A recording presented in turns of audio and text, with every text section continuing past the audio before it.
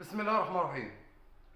يا شباب، تعالوا لي بس قربوا لي كده الزملكاوي قبل الاهلاوي كله كده يحضر لي ويقرب لي عشان نشوف اللي حصل اول امبارح ده ايه مغزاه، وهيودينا لفين، وهنوصل له لفين. واللي عمله حسين الشحات والغرامه اللي نزلت عليه دي او اللي هم وقعوها عليه دي ما تتوقعش على عيل صغير بيلعب كره في الوسعات. ما تتوقعش على عيل صغير ساب.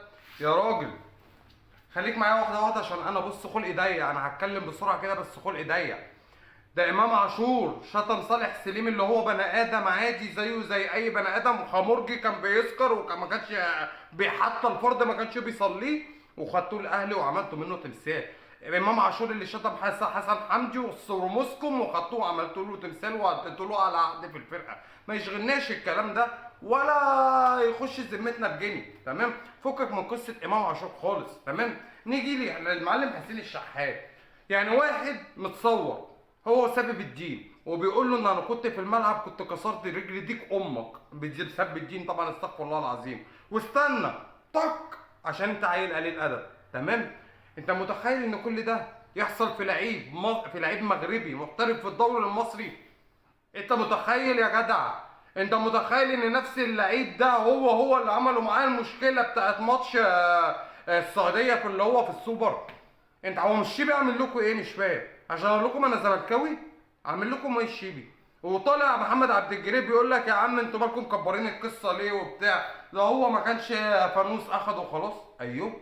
ويطلع معتز اينو يقول لك الصراحه بس انا القلم كيفني بامانه ربنا. انتوا هي دي اخلاق النادي الاهلي حرفيا حرفيا.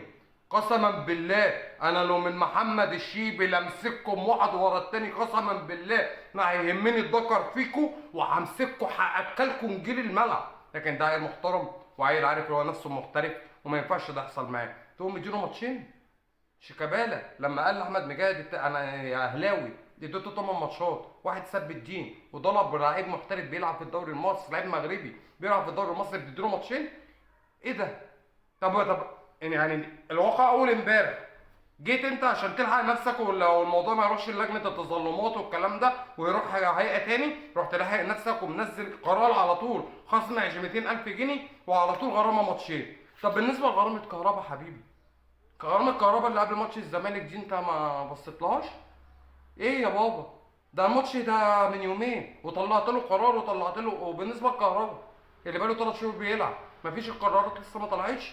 ولا خفت انت عشان ده الشمسي اللي يسحب استثماراته من مصر؟ قسما بالله انتوا اوسخ فريق يا ولاد الوسخه دخل الكره العالميه في التاريخ.